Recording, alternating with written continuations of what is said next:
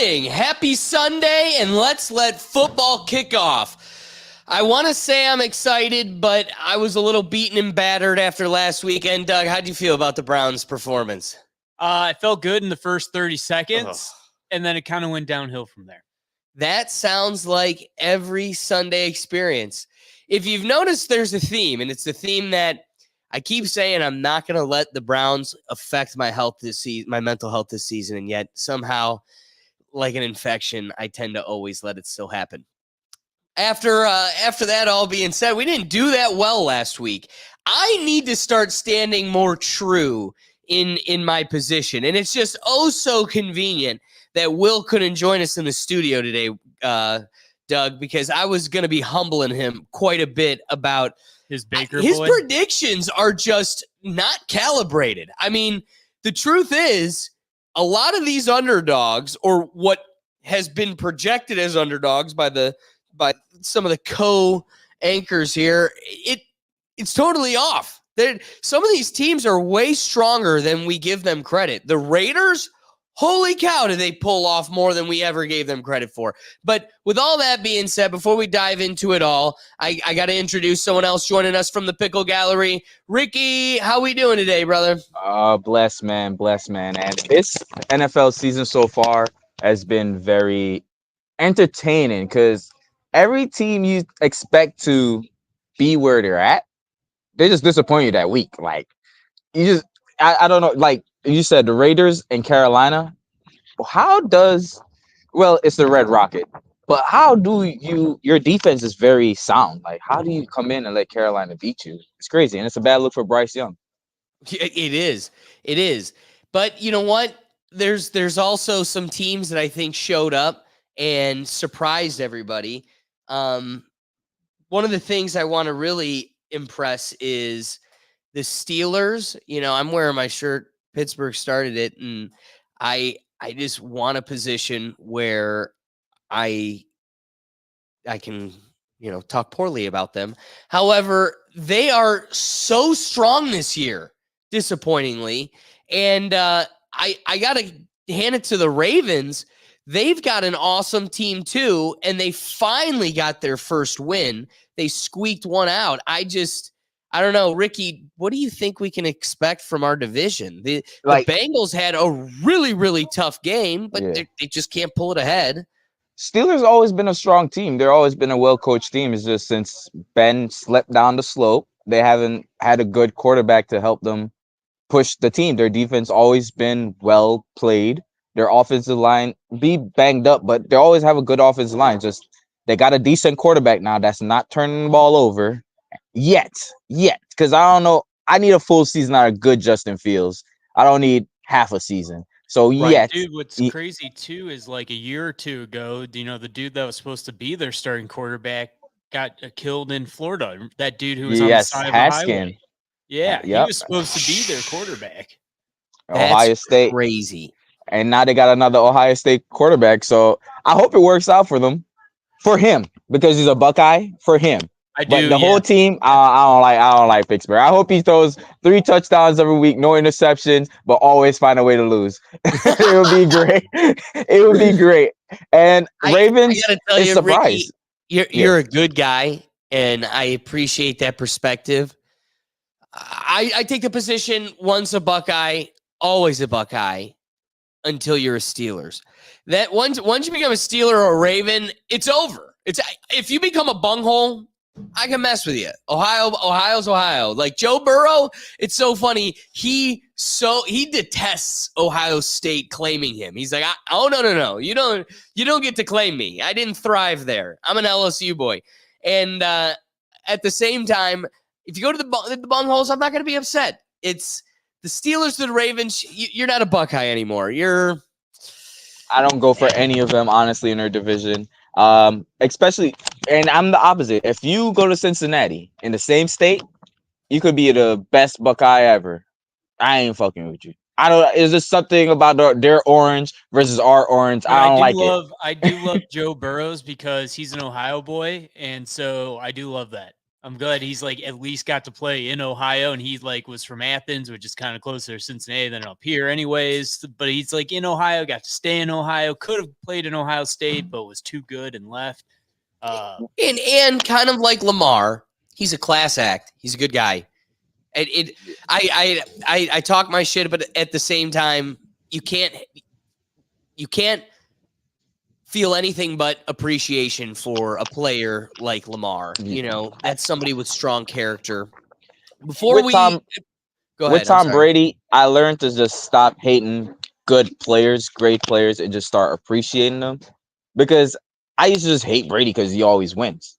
But after a point, I'm like, all right, I just got to appreciate great football when we get great football. Because there's times in games you'd be like, Will said it last week. There hasn't been one shitty May night game, and that's because there's been good quarterback, decent quarterback. So I just appreciate good players, and I appreciate them, but I may hate your team with all my guts. Fair. I'll give you that. Before we go over, a full review of the last week, I want to take a look at the Chiefs game. So the Chiefs squeak out another victory, right, over the Falcons, 22-17. And this was an interesting game because they didn't really rely as much on the tools of their offense that they normally do. Patrick Mahomes still was having a strong performance, but not to the caliber you normally see, not putting up the fantasy points you can normally rely on. But again, still, it's a victory's a victory. A leader that marches you to the Super Bowl is still exactly that. But there have been some conspiracies that are, weaving itself through the recent performance of the Chiefs and the opening, I guess, output of their offense for their season. But it isn't the football fans that you normally would predict. The Swifties are out here calling conspiracies that Patrick Mahomes just doesn't like sharing the limelight with Travis Kelce. It's this, dynamic. And where's the love for Travis? And it kind of started with this play here. So Travis, there's a no call, and then it cuts to Taylor. I mean, she pretty clearly.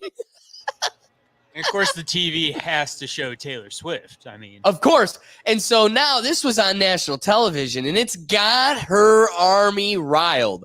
Now, this is a reaction to the broadcast itself, but we're gonna cut to Jack Meck here from Barstool, giving full credit because he does the best.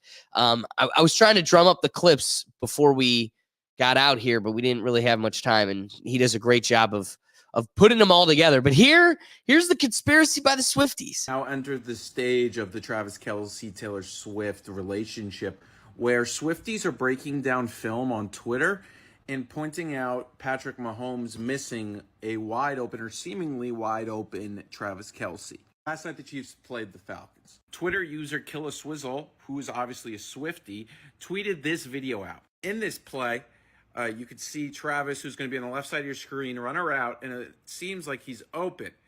But Patrick does not throw it to him. Travis Kelce's less than ideal start to the season with not his normal stats has a lot of Swifties very angry. And this play was the last straw on the camel's back. I'm crying. What is going on? Travis, make it stop now. Please call them off. That's so mean and selfish. You can tell Kelce wanted to catch it too. Broken heart emoji.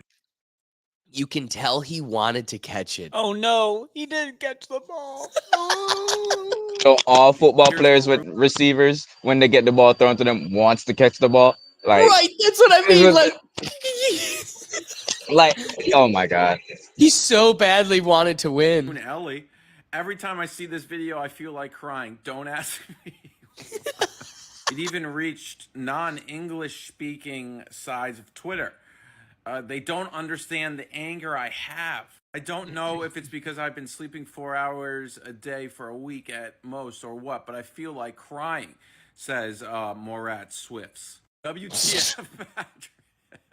They are even using memes. Literally, what was Patrick doing? Travis was literally wide open, OMFG. And my favorite... It's all this one play. My favorite reply, it is not the first time of Patrick doing this, which, of course, is hinting at the fact that Patrick Mahomes is intentionally not throwing the ball to Travis Kelce this year because Patrick Mahomes is married to Brittany Mahomes, who is supporting a certain presidential candidate. Oh, it comes full circle. This play did show that Travis really wasn't open. But it has been a tough start to the season for Travis Kelce. He looks not as good as he used to, but it's still early. And the Chiefs have started slow partying with Taylor Swift and not enough time staying in shape.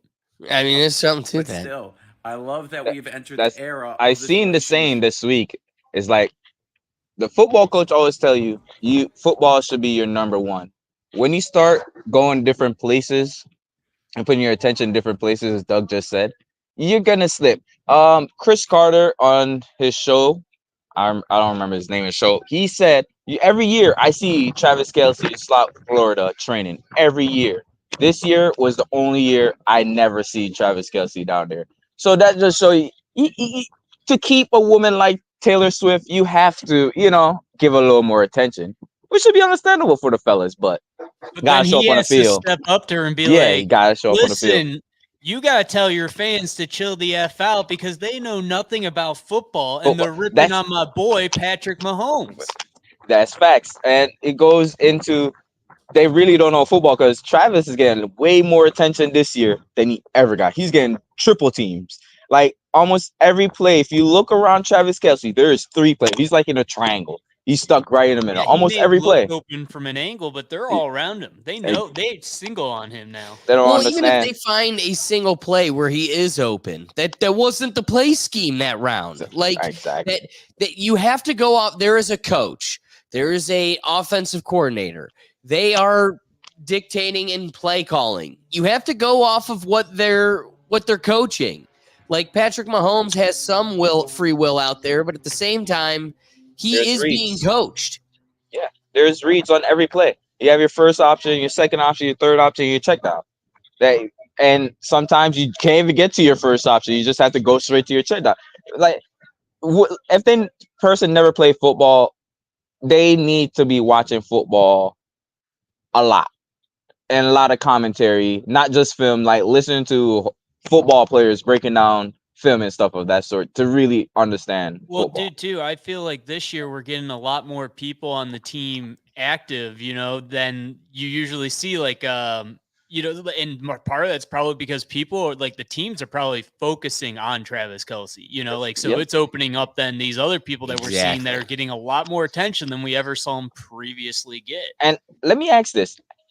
Is it a lot more consistent with cornerback and safety plays all across the NFL this season, or am I tripping? I don't know. Like before Njoku went down, he was getting open. Look at Amari Cooper. I mean, he's not a tight end, but he's getting open. He's just dropping balls. So here's what I'll say.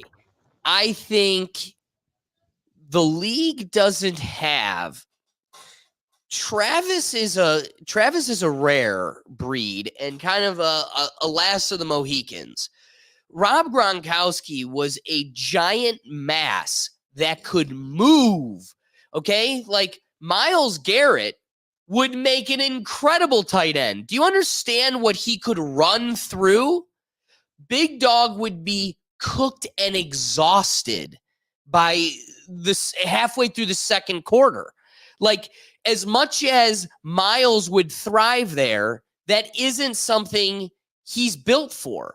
It is a special type of athleticism that can run the 30-yard route and get back in the huddle and do it, and then maybe not even do another route, but take on a 350-pound block the following play. And that adds a whole nother dynamic. So Rob was one of a kind, and as much as we loved him at his peak, everybody needs to swallow the pill and acknowledge that we were watching kind of a fall off. Playing for Tampa, he was good. He was good, but he knew when his end was and how much of that was truly Tom Brady. And so what I think you're also experiencing is Travis is at that same point. There isn't much longevity in being a super fast moose. You're still a moose. And at the same time, it's going to take a toll. You're going to slow down because not so much you are slowing down as much as younger, faster folks are joining the league. And you're 100% keeping up, but then there's this young kid that's 25 or 30. And Travis ain't a young whippersnapper like he used to be. So I think part of it is, one, let the scheme be, let him take the attention. Like if you're gonna triple team somebody that's literally there to block, you've done the job.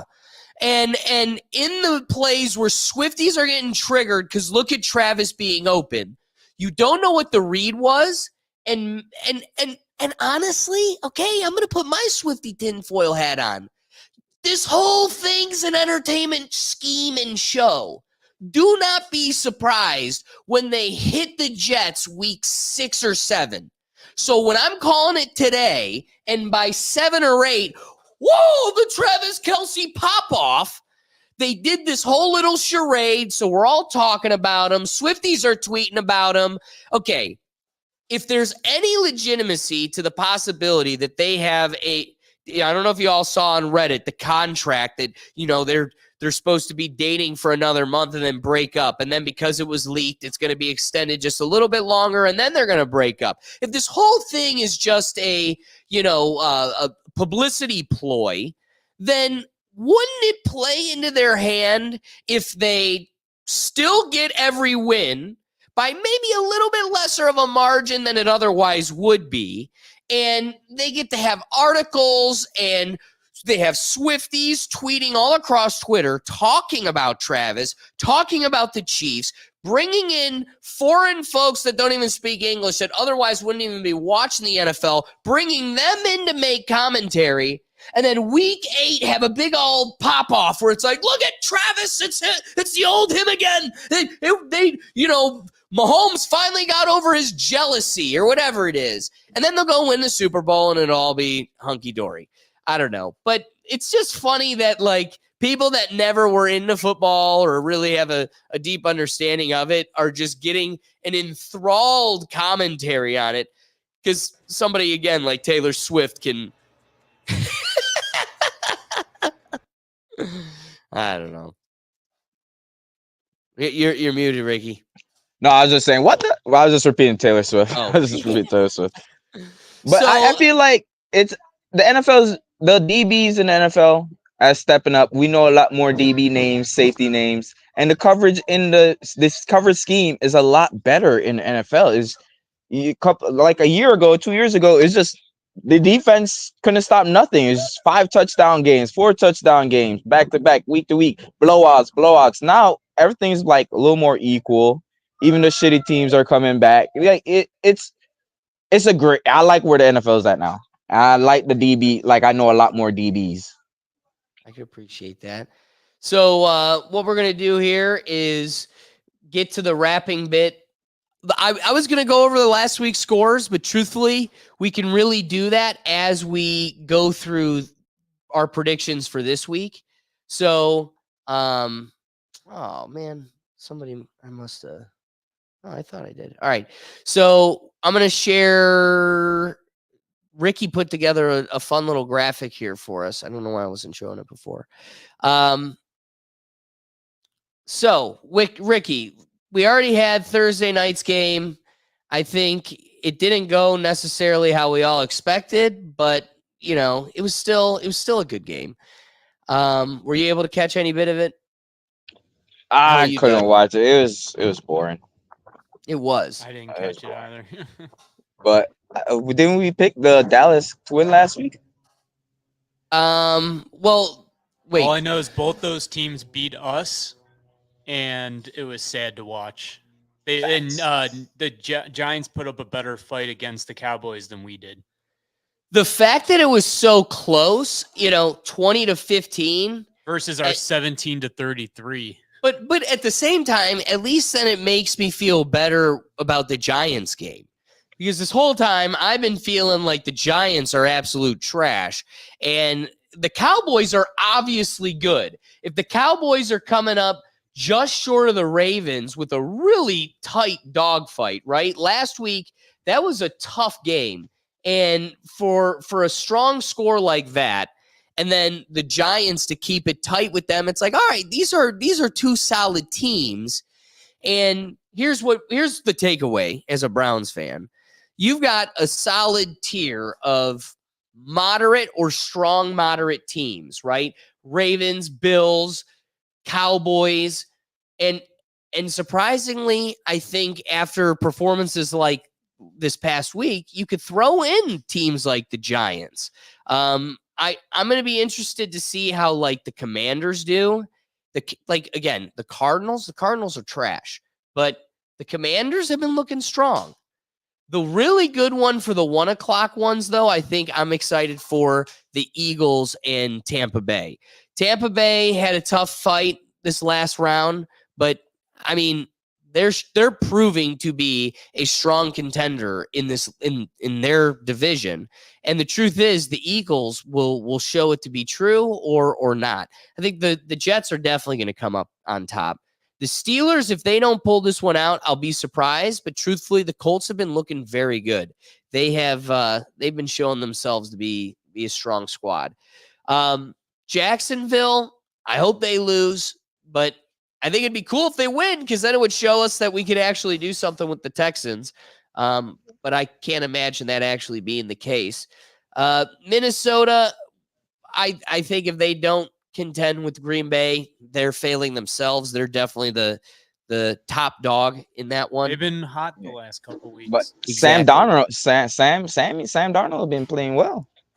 Oh yeah, Sam Darnold has definitely been playing well. And but McKee Willis has been playing good too, which Tennessee traded him away. Like it's a lot of good backups going on right now. I agree, but that's what's crazy about the league right now. We are dealing with a lot of backups. Like that, I can't believe how many people are out just in week 4. Our entire offensive line is hurt. As if we have an offensive line to be hurt. Well, we did. The Rams have been a solid team, but I just don't think they're that great. Everybody has been underplaying the Bears. I think it's because the Bears had such a stretch of bad seasons that people are reluctant to give them any support going into their games. But Will's been being shown wrong. I mean, the Bears have been a strong squad, and if there was, but their quarterback hasn't stepped up. Do you trust Caleb? They have been stepping up. Like they've been contending, and so if there's an underdog game that I think I'd look at, the Rams have been solid. However, they're not like golden. They're beatable. They're a beatable team. Definitely going over the Rams over the Bears. I don't trust the Bears. Caleb gonna find a way to fuck it up. Yeah, he could. Looking at the Bengals and the Panthers, this is the Bengals game to lose. So, I hate going into each week with zero faith in the Panthers, but again, they give us no reason to have any. So there's that. You don't think Red Rocket is going to step up against his old team after showing he did last week? Red Rocket. I mean, it'll be fun. It'll definitely be fun. That's a close game. At least by a touchdown. Panthers. It could be close. Again, if the Panthers come out on top, that means exactly that, Ricky. You had a really good game. The Bengals probably underperformed, and the Panthers showed up to play. It's in Carolina, so you're gonna see a stronger atmosphere for them. However, this is the Bengals game. All 200 of their fans. Yeah, like again, you're gonna have an empty stadium, sure, but it's your colors, it's your team. Like regardless if people are there. Having the music and everything catered towards your momentum is definitely an element. Is it a game-changing element? It can be. The whiteout at a Penn State game, yes. A half-full stadium, probably not. But it can be an element. And all I'm saying is the cards are stacked against Carolina. They're definitely on paper not the better team. So if the Bengals come out with a loss, it's definitely because they underperformed and or beat themselves. But looking also at the Saints and the Falcons, the Saints, I don't know what the show has been doing. I'm the only one that's been seeing the light. We have been underplaying the Saints significantly. Oh, yeah. Derek Carr's been having a good few outings. Yeah. I think the Saints are popping off. I don't see a chance for the Falcons. This will be a strong game because the Falcons are not just going to roll over. They're not a bad team, but it's not going to be, they're not the greatest that we can get excited for. I think the Saints are going to have. So you're going with the Saints? I think Kirk Cousins is going to come through with the Falcons. Are you? Oh, yeah. All right. I stopped doubting Kirk Cousins a long time ago. Going to the 4:00 ones, like I said, I think the Commanders are significantly the better team over the Cardinals. Looking at the Patriots and San Francisco, man, truthfully, the Patriots have been more of a team than I kind of thought they would be this season. They're definitely not going to be, I think, victorious in this battle. But it has been fun to watch them, and it hasn't just been a team you could walk right over. Brock Purdy's been playing well, though, too. So. Exactly. And that's it. Beyond not having Christian McCaffrey, the 49ers are rocking and rolling. So, again, are they missing the best running back in the league? Too, other pieces, too, even. Well, sure. Who? I was just reading there's Debo. 2 wide receivers that are out too. Samuel. So pretty much Brandon Ayuk is their main weapon right now for offense. No, right. For this week. Yeah, but again, I think they'll still pull through victorious. Chiefs and Chargers. This is a really good game. I think this will be a test to what the Chiefs are made of. Why? Because they're not in Arrowhead. And truthfully, I think the Chargers are the stronger team. The Chiefs get a little bit of an extra bonus when they're at home. They sometimes tend to have Las Vegas kind of carry them a little bit. And the truth be told, this will be the telltale sign. This will be real adversity. I don't think they're going to lose significantly if they lose at all. This is going to be a very close game. It will be a dogfight, probably a shootout. It'll either be a high scoring game or really very limited, and you're looking at field goals. One thing that's going in the Chiefs' favor is the Chargers have that one linebacker or cornerback out. I can't remember who it is, but a defensive player who's out for this game for multiple times, taking illegal hits on players, like the helmet-to-helmet stuff. He called a few. Derwin James is suspended for 1 game. Yeah. So this is his 1-game suspension too. So. Oh, that's too funny. That's too funny. Goes into the conspiracies for the Chiefs. What the NFL's do for the Chiefs. And then reluctantly, let's get to our last 4:00 game. Do we even want to make predictions on this one? I mean, do I have to say it out loud? Cleveland Browns win by a field goal. Okay. I'll take that energy, Doug. I'll lie to the people. All we have to do is for them to read through the lines. We must concede our bias. We concede our bias as Browns fans. No, when we get to the picks, I'll explain why I think that too. I've got a logic behind this one.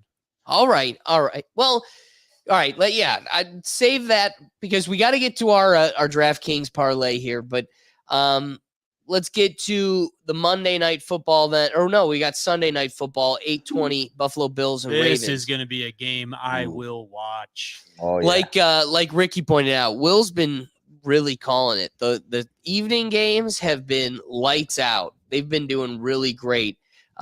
Pairing up for our evening games. That's going to be an awesome fight for our Clearly, division. I want Buffalo to win because don't want the The Ravens to win. Facts. But I also like Josh Allen, so yeah, definitely want and believe that Buffalo can do it. Bills got it.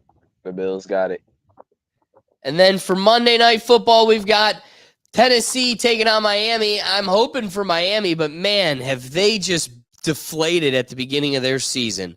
Tyreek Hill's kind of fallen off as a fantasy owner. He's there, he's playing, but his numbers just aren't getting up there. And Devon A-Chain, man, that is somebody worth picking up. He's an amazing running back. Didn't Skyline Thompson get injured last week as well? Oh yeah, or is he playing? They're a strong team that's just limping. So need a quarterback, man. It's a quarterback league. And man, if your quarterback gets a concussion every game, you're a pretty deflated team. Yeah. So I don't know what to make of Miami right now. If I had to say something, I don't know if they have the ability to do it. Like, they have the pieces, but like Ricky said, without the quarterback, what's it matter if you can't get them the ball? They at least have a decent running game. Whereas, like, if we were in that situation, we would usually rely on Chubb.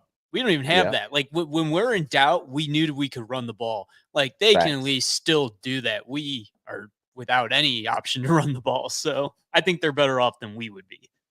Exactly. And then, so I think I'm actually going to go with Tennessee. Yeah, Tennessee. Will Levis. Will Levis has been playing okay. Too. What's that? Will Levis been playing okay, so Tennessee is definitely the way to go. I agree. And then we got the Lions and the Seahawks. I'm going to go with the Lions. They are just a force right now. Brand new Lions. That's right. It's a whole new chapter for them. I'm excited as a team that just can't get off the ground. I can relate to their struggles, and I love it so much. I support them in their endeavors. So guys, that all being said, let's get into them quickly and close this episode off. We've got our picks for the week. We're going to do a parlay where we put $5 down to see if we can hit it all. And, you could join us or not. Last week, here's what I could say. The whole purpose of the pick is so that we definitely guarantee to hit. And I don't think Kemp or Will get that. Will confidently defend his position, but what did Will pick last week? 2 touchdown passes by Baker Mayfield. Oh my God. Yeah, exactly. And you know what?